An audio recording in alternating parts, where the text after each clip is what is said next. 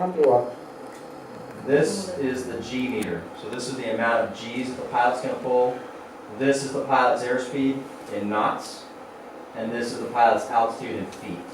Това, което виждате горе 2 и 3 е G, налягането, което е G силата, натоварването. 496, 496 is what? Knots, airspeed. Това са възлите. Това му е скоростта, 496 възела, а височината е 17180 фит в футове. This is blacked out because this is classified weapons here. Тук има черно, не защото е нещо за друго, а тук има класифицирани оръжейни системи, които не трябва да бъдат показани. Затова сме го зачернили. This is a scenario where the pilot is in a dogfighting mission, and you'll see that he's going to proceed to start a turn, and his G meter will go up above 8 Gs. Това е мисия наблюдателна и виждате, че в този случай той трябва много бързо да слезе и натоварването, т.е. 2,3, G ще стане над 8 скоро. Alright, Mariana, are we ready? Yes. Go ahead and play this.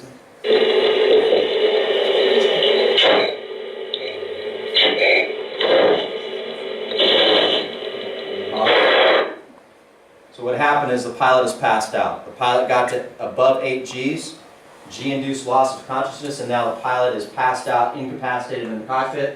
Watch his airspeed now as the nose of the airplane descends. He begins pointing at the ground, his airspeed will climb rapidly. Go ahead and play. И вижте сега, увеличава се натоварването над 8, губи съзнание пилота. Скоростта обаче виждате как върви, когато трябва да се допа пилота. As you can see, he's lost almost 5,000 feet of altitude. He's going 554 knots. He is above the speed of sound now. He has broken the sound barrier. Виждате каква му е скоростта, 554 възела, почти 5000 фута се е свалил за отрицателно време, 12810 е височината му. И виждате, че тук скоростта е толкова висока, че е минала, вече е свръхзвукова. Извън границата на звука е. Толкова силно се приземява. What you'll hear next is another pilot beginning to tell this pilot to recover. И това, което ще чуете, тези викове и крясъци, които ще чуете след малко, е запис на пилот от същата ескадрила, който се опитва да събуди колегата си от друг самолет. So, as I let the video play, you'll hear the pilot say recover.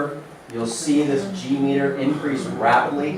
This is when the aircraft begins to take over because the pilot is not going to recover the aircraft in time and would hit the ground without input from the airplane. И след като няма реакция от пилота, той не реагира и на виковете на колегата си, самолетът автоматично поема контрол и се издига. To recover. To recover. To recover. To recover.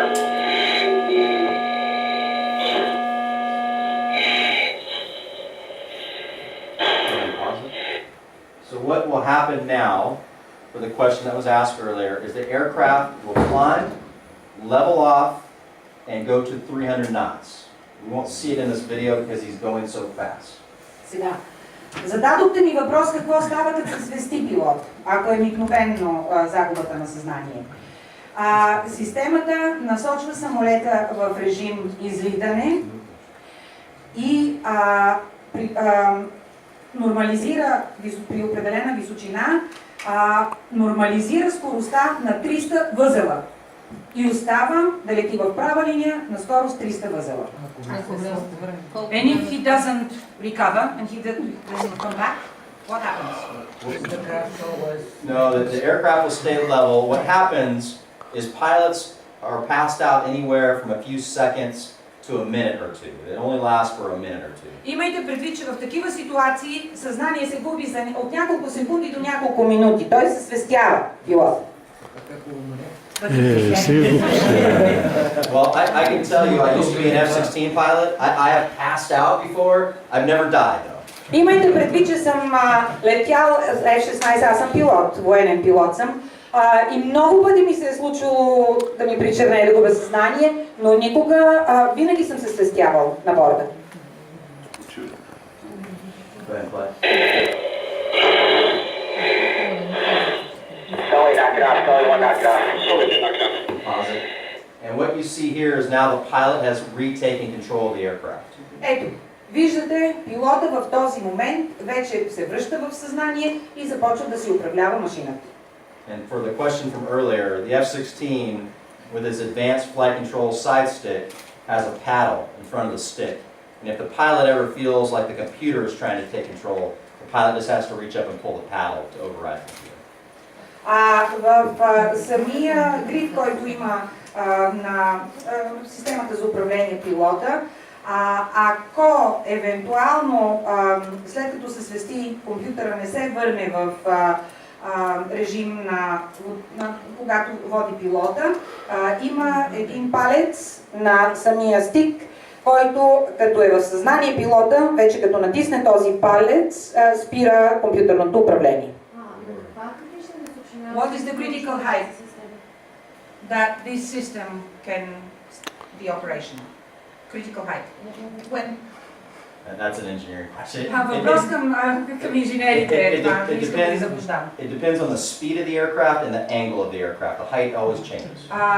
Височината се променя за активиране на тази система, защото всичко зависи от скоростта, с която подхожда самолета и ъгъла, с който подхожда към земята. И какъв самолет е